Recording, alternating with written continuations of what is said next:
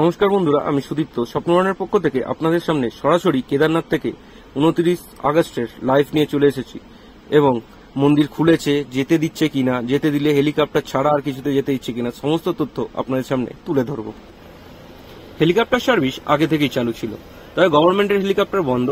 এই মুহূর্তে private helicopter চলছে, যে ক্ষেত্রে কিন্তু অনেক স্ক্যাম চলছে। সেখান থেকে আপনারা সাবধানে থাকবেন যদি কারো হেলিকপ্টারে যাওয়ার প্রোগ্রাম থাকে। আর এছাড়াও হেঁটে যাত্রা চালু করে দিয়েছে, কিন্তু তার ফর্মালিটিস চেঞ্জ হয়ে গেছে। এই মুহূর্তে আনঅফিসিয়াল যাত্রা চলছে যাকে বলে। তো অনলাইন রেজিস্ট্রেশন থাকুক বা না থাকুক ওটা চেক হচ্ছে না, এখানে আলাদা করে একটা ডিক্লারেশন কাম বন্ড দিচ্ছে, যেটা আপনাকে ফিল আপ করতে হবে এবং তারপরেই যেতে দিচ্ছে। তো সেই ফর্মটা কি করে ফিল আপ করতে হবে, কি আছে সেটাও দেখাচ্ছি। আজ 29 আগস্ট, আমরা রয়েছি সোনপ্রয়াগে। আমরা এখান থেকে বেরিয়ে গেছিলাম চোপতা তুঙ্গনাথ ঘুরে, আবার এসেছি কারণ তুঙ্গনাথে জানতে পেরেছিলাম রাস্তা খুলে দিয়েছে, হেঁটে যেতে দিচ্ছে, কিন্তু রাস্তার অবস্থা খুবই খারাপ। সোনপ্রয়াগে কিন্তু এখনো পর্যন্ত সমস্ত দোকানপাট খোলেনি, বা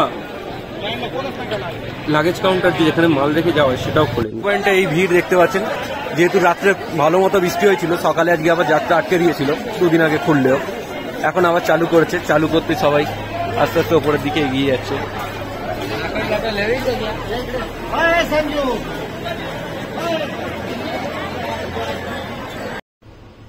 হ্যাঁ, এবার আসি এখন ফর্মালিটিসটা কি। আপনি যদি হেঁটে যাত্রা করেন সেই ক্ষেত্রে আপনার অনলাইন বা অফলাইন পারমিশন থাকলো কি না থাকলো এটার এই মুহূর্তে কোনো প্রয়োজন নেই, কারণ এখন যাত্রা চলছে টোটালি আনঅফিসিয়াল এদের ভাষায়, যার জন্য এই ডিক্লারেশন ফর্মটা আপনাকে ফিল আপ করতে হবে, যেখানে পরিষ্কারভাবে লেখা আছে যে এদের প্রশাসন এবং পুলিশ আপনাকে বুঝিয়েছিল যে এই জায়গায় কিন্তু কি কি বিপদ হতে পারে। আগের রাস্তা খারাপ আছে, ওপরে এখনো সমস্ত দোকানপাট চালু হয়নি, তারপরেও আপনি স্বেচ্ছায় যেতে চাইছেন এবং পরিষ্কার এটাও লেখা আছে যদি এখানে কিছু ঘটে বিপদ, সেই ক্ষেত্রে তার জন্য আপনি নিজে রেসপন্সিবল। আপনাকে এখানে তলায় নিজের নাম লিখতে হবে, আধার নাম লিখতে হবে, কন্ট্যাক্ট নাম্বার লিখতে হবে এবং সিগনেচার করতে হবে। এই হচ্ছে এখনকার প্রসিডিওর। এবার এই ফর্মটা কতদিন পর্যন্ত চলবে সেটা কিন্তু কোনোভাবে বলেনি, এবং এই ফর্মটা কিন্তু এদের কাউন্টার থেকে দেওয়া হচ্ছে না। কাউন্টারের ঠিক একটু আগে বাঁদিকে একটা জেরক্সের দোকান আছে, একটি মাত্র জেরক্সের দোকান। সেখানে 10 টাকার বিনিময়ে এই ফর্ম পাওয়া যাচ্ছে। একজন বা 3 জন যাই আসুন না কেন, বা গোটা গ্রুপ আসুন, একটাই ফর্ম লাগবে, তাতে সবার নাম লিখলেও হয়ে যাবে।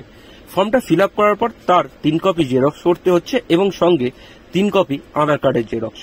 প্রথমে সোনপ্রয়াগে 1 কপি জমা নিয়ে নেবে, গৌরীকুণ্ডে 1 কপি জমা নেবে এবং ওপরে যে কোনো জায়গায় আরো 1 কপি চেক করতে পারে, এই জন্য 3 কপি।